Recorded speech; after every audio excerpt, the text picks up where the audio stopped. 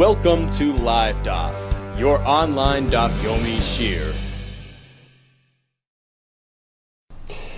Shalom Aleichem, and welcome back to today's DAF Yomi. Bava Kamma DAF Pei Gimel. We are on Pei Beis Amud Beis on the very last line. In yesterday's Gemara, we learned that the Chachamim decreed that one is not allowed to engage in Chachmas Yevanis, Greek language and culture.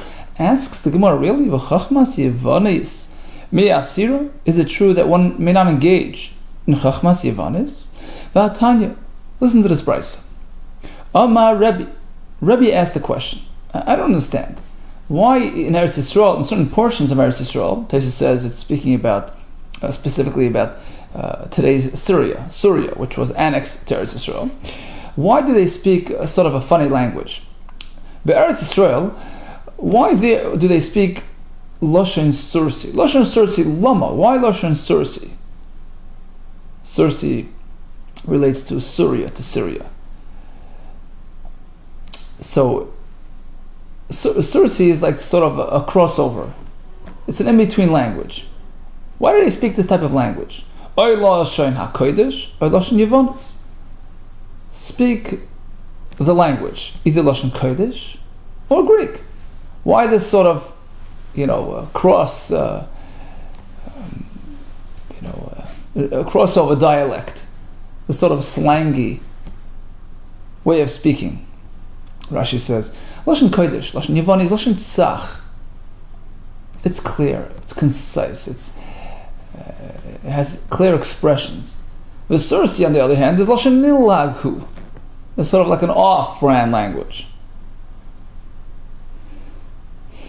So it would seem from Tosfos that in Syria they sort of crossed over. They combined a bit of Lashon HaKodesh from Eretz Yisrael, because they were sort of in between Eretz Yisrael and Babel, right?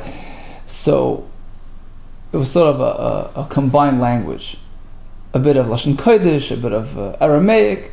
So it's not a clear, pure dialect. So why are they speaking this language? Either Lashon HaKodesh all the way or Lashon Yevanis. V'amar Rabbi Yossi, and likewise Rabbi Yossi had the same question regarding Bavel. Why do they speak Aramaic, which is sort of like a mixed up language? Bavel, Lashon Arami Lama. Why Aramaic? Speak a straight, clear language. Oh, Lashon HaKodesh, right, like Eretz Yisrael, or Lashon Parsi, like the Persians, which was nearby. Rashi says, here are the choices between Lashon Kodesh and Lashon Parsi, because Bavel was situated near both lands, right? And Rebbe was questioning why in Eretz Yisrael they were choosing Sursi rather than either Lashon HaKodesh or Lashon Yevanis, because Rashi says Eretz Yisrael is closer to Yavan.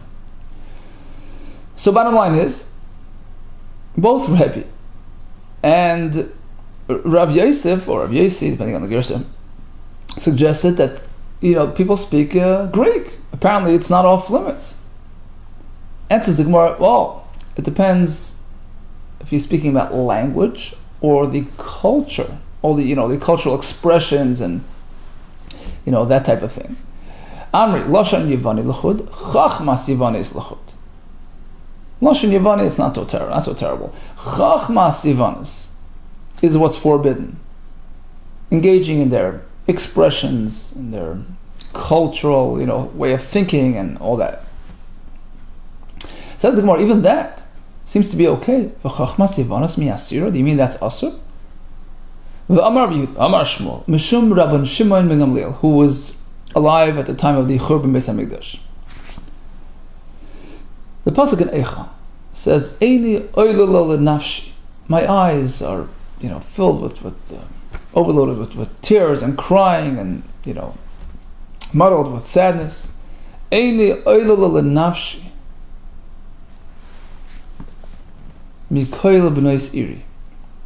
So my situation, my family's misfortune is greater, surpasses all the other residents of the city. Why? Elaf Yiladim Hayu Bebeis Abba. So he continues and he says, we had 1,000 youngsters in our family. 500 of which learned Torah. 500 of which were engaged in Chachmas Yivanis. We had a very busy household before the Churban Beis Hamikdash. And due to the destruction, we were decimated. And the only ones left were Ella Anikan, myself over here, Uben Achi Abba Ba'asya, in a place called Asya. There's a nephew of my father's. That's it. So clearly, they learned Chachmas Yivanis, but it's forbidden. Answer: Amri Shami Beis Rabban Gamliel Sheyu Krevim LaMalchus. They got a special pass because they were close to the authorities, and in order to properly, interact with the royalty and engage in conversation and influence them, and for the benefit of the greater, Jewish community, they had to study this Chachmas Yivanis in order to, relate to them and engage with them. But otherwise, you're not meant to be involved in this type of cultural, immersion. We have the same in a Brisa. If one dresses up with this kumi type of hairdo, Rashi says they would shave the front of the head and leave the back long. This was sort of connected to Avodah Zarah. So one does that, even if it's not for the sake of Avodah Zarah. He's copying the dress code of the Goyim. Hareze midarkei ha'amoritz, the Goyish way. It's a transgression of the pasuk. Not meant to follow in their ways and styles. But there was an exception to the rule. Avtomas barume. Him they gave a heter. He tirul l'saper kumi. You know why? Because of that reason. Because he had that interaction with the royalty. Likewise, Chachmas Yivanis was allowed in Rabbi Gamliel's household for the same reason, for the betterment of the community. Says the Mishnah, one should not raise a dog unless it's tied down with a chain. Let's see the reason for this. One should never raise a dog, which can present danger. We're not speaking about a puppy or whatever, but a real dog that can present danger. Unless it's tied down. But there's an exception to the rule. If it's needed for, the city's protection. In a city which is near the border with the Goyim, so there you can raise these watchdogs, which is tied down by day and let out loose at night to detect any potential attackers. Tanya, Rabbi Lezer Gadol Omer, Hamagadol Kalavim Kumagadol Chazirim. Raising dogs is tantamount to raising swine. What's the point of this equation? To teach that just like there's a curse on Urur for Megadol Chazirim, like we learned yesterday, the same regarding Megadol Kalavim. Amar Rav Yosef, Bar Menyumi, Amar Rav Nachman, Bavel, the province of Bavel, which was bordering on the Goyisha territory. There's an area there which is regarded as a border town, Tergum and Naharda, which was applied to Naharda. So over there, they were able to raise these guard dogs to guard the border. Okay, now let's get down to the story. What's the issue with the dogs? So he expounded on the following pasuk: Shuva Hashem rivavos alfei Yisrael. Hashem rests on rivavos. Rivavos 10,000. Twice 10,000 is 20,000. Alfei, 2 times 1,000. It's another 2. A total of 22,000. The required number of Bnei Yisrael to solicit the Hashras Ashchina, the resting of the Shechina, the presence of Hashem. This teaches us Al Yisrael. In order for us to experience this higher, elevated presence of Hashem's Shekhinah, of course, even when there are 10 people, a minyan, we have the Shekhinah that enables us, to daven b'tzibur and read the Torah. But as Tosfos points out, here we're speaking about a higher level of Shekhinah, comparable to the Shekhinah in the Midbar, which rested on the Leviim, which numbered this amount, 22,000. So, if it's less than that, you don't get this level of Shekhinah. she'ein shchina shoyra al Yisrael, you need no less than pachis mishnei alafim mishnei revavos. Okay, so now imagine, Harei Shehoy Yisrael, the Bach adds these words. So imagine if Klal Yisrael now numbers Harei Shehoy Yisrael Shnei Alafim, Shnei Revavos, right, 22,000 minus 1, Chasr Echad. Okay, here we have an Isha about to give birth, Uru'uya Lahashlim, which is about to present us with, with the magic number of 22,000. And imagine a dog comes by and destroys the fetus. The dog comes and barks, terrifies her, and she miscarries. So we lost that opportunity. Nimtza. Who brought this about? Who made us lose this opportunity? The dog owner. So that's the point of not raising dogs, to avoid this element of fear which can terrify people and cause damage. We have a story about this woman, Itisa, the alas lemeifa ba'ubeisa. She went into this neighbor's house to bake her bread. The fellow had a very scary dog. Navach ba'kalba. He started barking at her. Omar lamaris, the owner turns to her, don't worry, he's a nice dog. The guy always, he's a nice dog, he doesn't bite. Omar lamari, like to stop him, don't worry about this dog. Shkuli Niva already removed his, his long, sharp teeth have been removed. No danger involved. Amr, so she turns to him, thank you very much, but no thank you, it's too late. Shkili tivusech, take your favor, v'shad yachivjet, throw it onto the thorns. It's just an expression, meaning there's no point in your favors anymore, it's too late. Kvar nod vlad, my fetus has already been uprooted and it's too late. It's over. A person nishbin liyonim. So with respect to setting up dove traps, bird traps, it's got to be done at a reasonable distance from the city, which the Mishnah pegs at 30 ris. Asks the Gemara. The concern, of course, is because if his thing is set up closer to the city, he might ensnare local birds which have owners. So keep far away. Keep a safe distance. Umi azli kulihai, do you mean that the local, city birds will travel up to 30 ris? That's really huge distance. We have a Mishnah in Meseches Bava Basra, speaking about, reasonable, placing reasonable distance between mazikim. So if you have a shayvach, a birdhouse, which has your birds in it, and the assumption is that they'll be, making their rounds in the neighborhood to peck and get their food. So how far away from the city should you place this birdhouse, lest they go and feed off the city's, residents? 50 amma, that's enough. Apparently they don't travel more than 50 amma. And here we say 30 ris, huge difference. Amar Abaye, depends for what.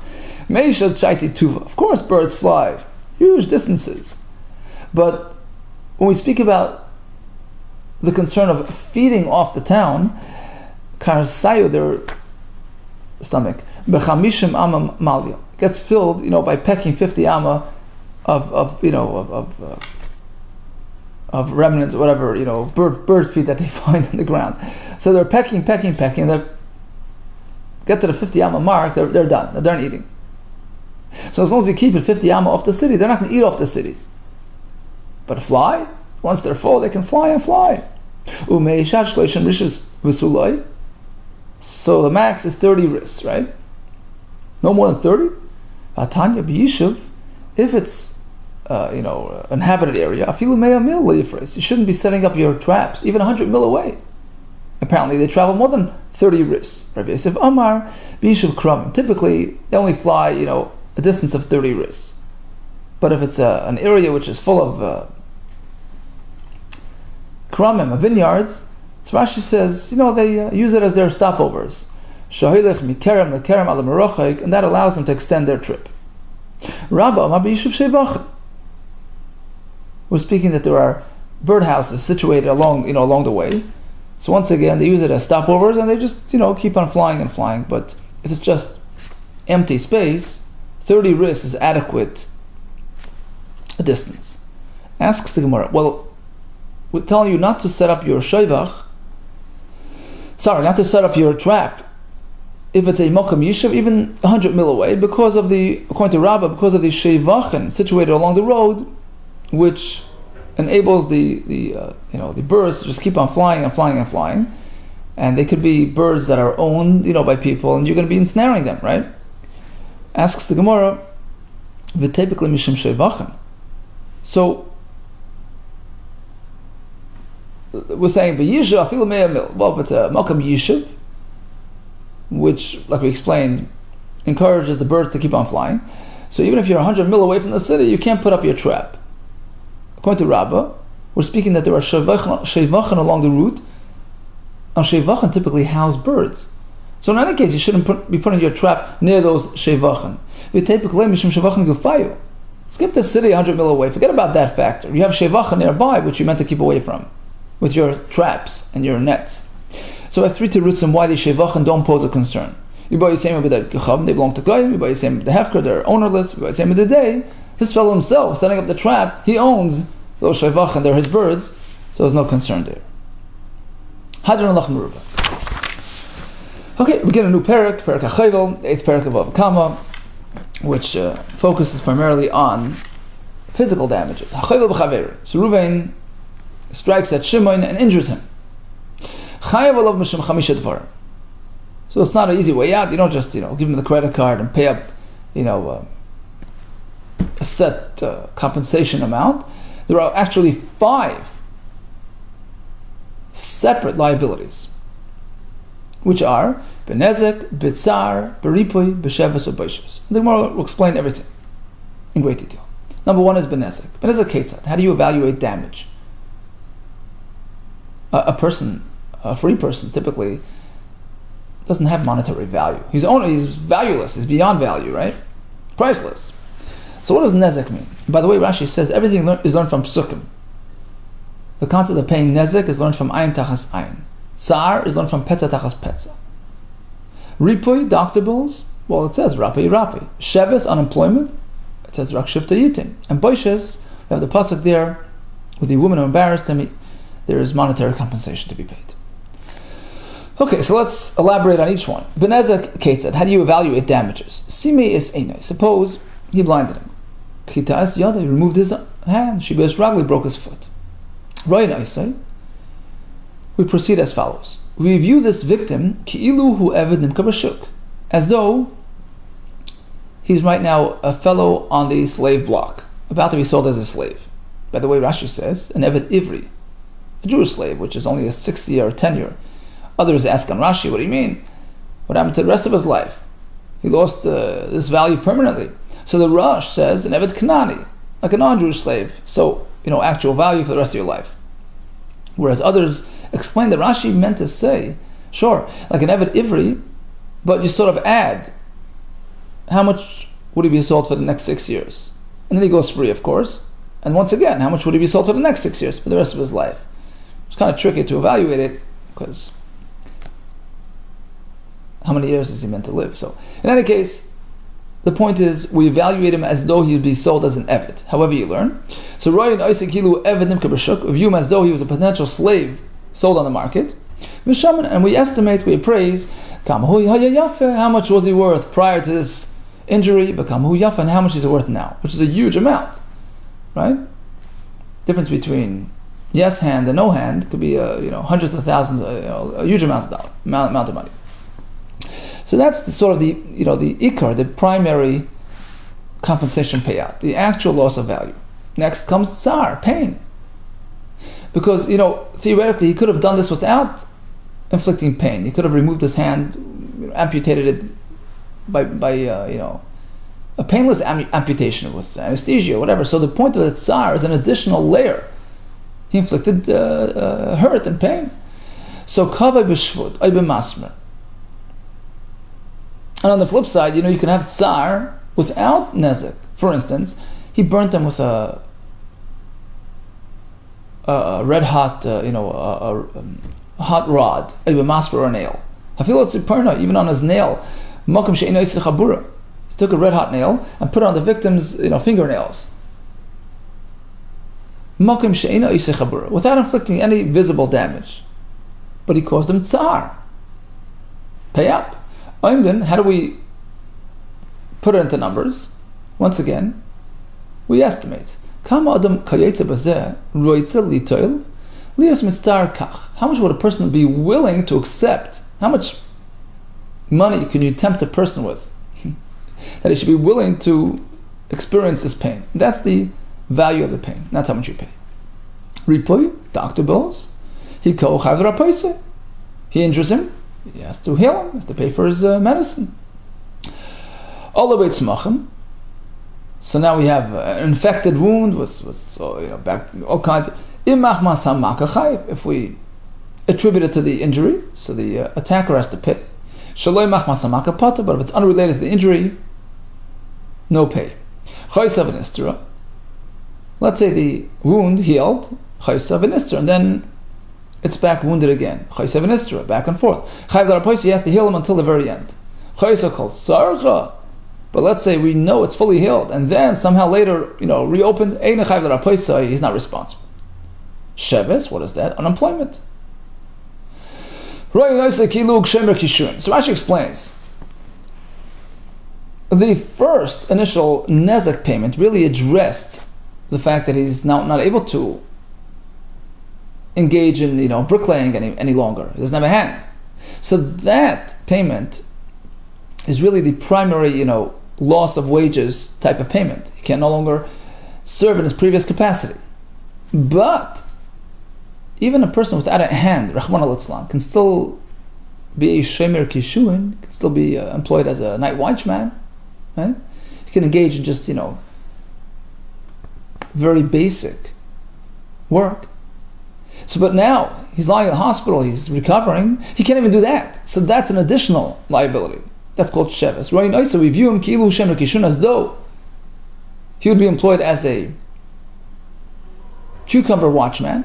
Shekvar nasalai, but he doesn't have to pay him for losing his his regular day job, because that already paid him when he compensated him for the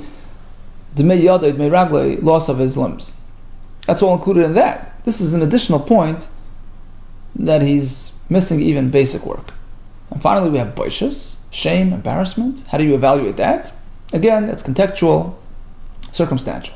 Hakoy lefi hamavayish, depending on who the attacker was. So the more lowly the attacker, the more embarrassing it is. And in terms of the status of the victim, the more prominent a victim, the more embarrassing it is. Bottom line is, the Mishnah is rooted in a very fundamental principle that when a person injures, when a person attacks his friend, he blinds him, we don't do the same back to the attacker. No. It's all about monetary compensation. Amai, how do you know that, says the Gemara? Look at the pasuk. Ayin tachas ayin. An eye for eye. Literally. Amar Achmana. That's the pasuk. Ema ayin mamash. Perhaps we take it literally. You can't suggest that it's literal. The Sanya, listen to this price. They have a whole long brisa. It's an explanation. Ultimately, it's going to be monetary compensation. The Sanya, Yochel Simes Einoi, Misami Einoi. Perhaps he blinded him, he gets blinded. Kitas Yada, Kates Yada. He amputated his hand, he gets amputated. Shibas Ragli, Shabbos Ragli, breaks his foot, we break his. Talmud Loimar, no. Make Ada, Make Behema. The pasuk in raps, striking a person to striking an animal. And we know, Ma Make Behema l'tashlim, just like when one strikes an animal, kills or injures an animal, it's monetary payment, that's it. Af Make Adam l'tashlim, and likewise, upon injuring a person, no difference. So that's how we know. Now, if you insist on challenging this source, why would you? The Gemara later will explain. So we have an alternate source. Never accept compensation, monetary payment from a person who murdered, Ashahu Rasha Lamas, who's liable to death. So we learn from there, we never accept payments from a murderer. But you can accept payment, you must accept payment. If a person removes limbs, permanently. So basically, injury triggers compensation. Okay, now, we have two sources, the first of which was based on the pasuk Maka Adam, Maka Behema. Striking a person, striking an animal, they both elicit payments. Hi Maka. Which pasuk of Maka? Ilema Maka Behemi Shalmeno, or Maka Adam you must. Is it that pasuk? How big Toluksiv? That's going on actually killing the person.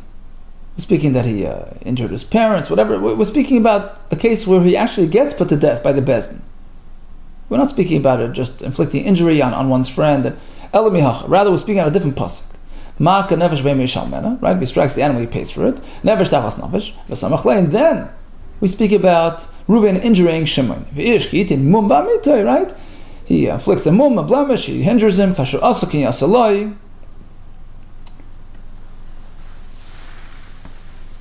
So we respond in kind. Asks the Gemara, hold it. That's not a gzera shava of Maka Adam Maka Behema. High love Makahu. The word Maka is only by the animal here, Maka Nefesh Behema. But by the Adam, inflicting injuries on his friend, it doesn't say Maka, it says Ki'itin Mum. Right? So, how could you connect the two psukim? They're not the same lashon.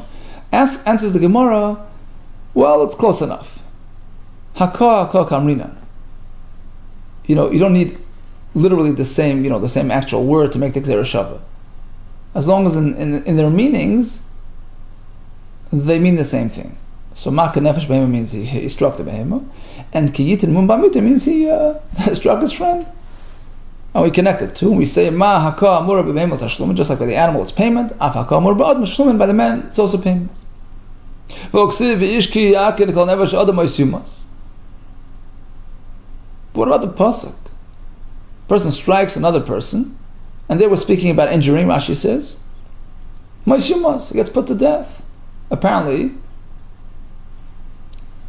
it doesn't mean payment. It means whatever he did to his friend, you do to him.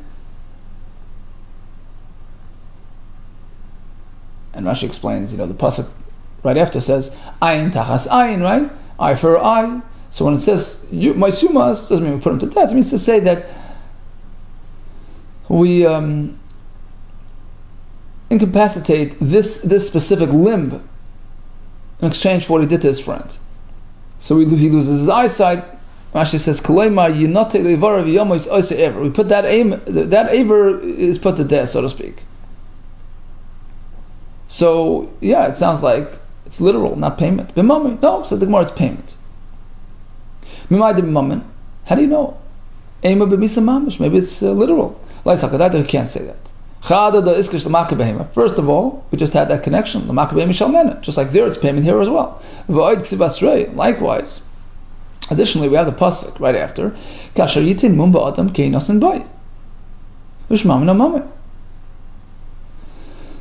Just as he inflicted a mum ba'adam, likewise will be done to him. And yinasin boy, yinasin is something that you handle, you transfer. So payment is something that you give and you transfer. So apparently we're speaking about paying.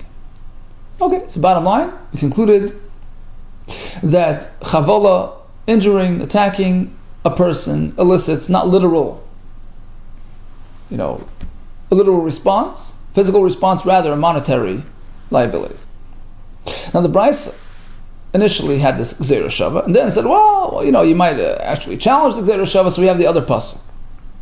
What would have been our theoretical, challenge to this gzera shava, which elicited the new pasuk, the new source? Umay nafshach leimar. Says the Gemara, Sukkah kashi l'Tana, because the Tana really had another question, which he alluded to with these words. You're learning Adam from Behema, right? My chazos the alphas Maka Behema. Leila from Maka Adam. You sort of have a choice. On one side of the spectrum, Maka Behema, Yishalmena, he strikes an animal, he pays. Monetary payment. On the other side of the spectrum, you have, when you kill a person, the attacker is put to death. So it's literal. Misa mamish. So now in the middle, you have a person injuring his friend. Which way do we go? You chose to connect it to the right, to the Maka Behema. Who says? My chazis. The office mimaka behema. In which case it's just monetary payment. Leila from maka adam. Let's connect it to striking a person and killing him. In which case he also gets killed. Likewise, if he injures him, we should injure him. Amri's answer is danan nizakim in nizakim, vein danan nizakim mimisa. So the response to that could be very simple.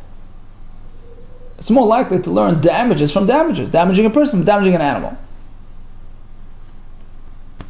Even killing an animal constitutes just damage, monetary damage, right? It's not murder. Vein danan nizakim mimisa, as opposed to learning human damages from human murder. Different thing, right? So why would you even suggest, right, to go there? Adrab, or just the opposite. It's more likely to learn person from person than from animal, right? Done in Adam mi Adam, vein done, rather than learning Adam from mi behema. So that's the question that we were bothered by. Why would you go to behema if you can go to Adam? And then it's literal. That's the point of the Brisa. Suppose you come up with this sort of challenge. I'll give you another source for the same idea. That's the pasuk.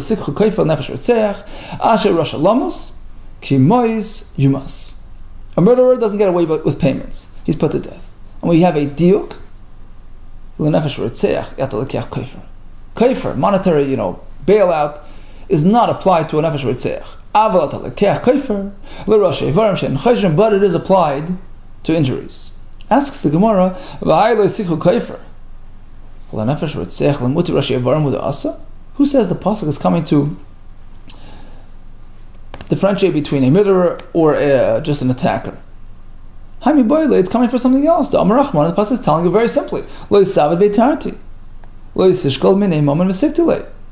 a person who murders, don't apply two penalties, put him to death and charge him money. Maybe that's the point of the pasuk, not to teach us anything regarding chavolos and injuries.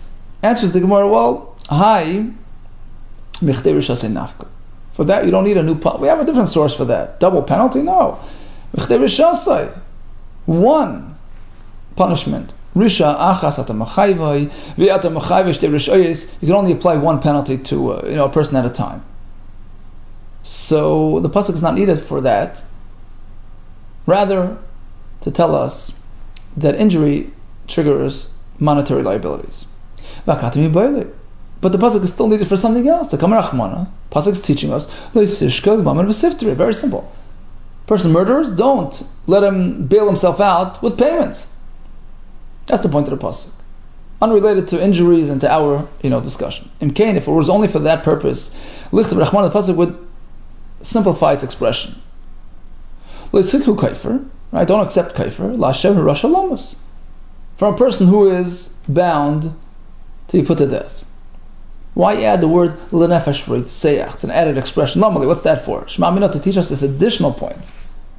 Only a ritzeach doesn't enjoy this privilege of monetary bailout. Lenefesh ritzeach yatalekeach kaifer aval, but yes, atalekeach kaifer for injuries. L'rosh yivarim she'ein chayzer. Asks the Gemara. Now let's go the other way. Once we have the second pasuk, why do we need that whole first discussion? Kaifer. Once we know there's no kaifer for the nefesh ritzeach, but there is for the injuries, so we know that's it. Why do we need that extra gzera shava to teach us the same thing, that when you injure you pay? Amri's answer is like this: pasuk 2 is not sufficient. If only from pasuk 2 I would say he has a choice. He has two options. You knock out an eye, okay, it's up to you.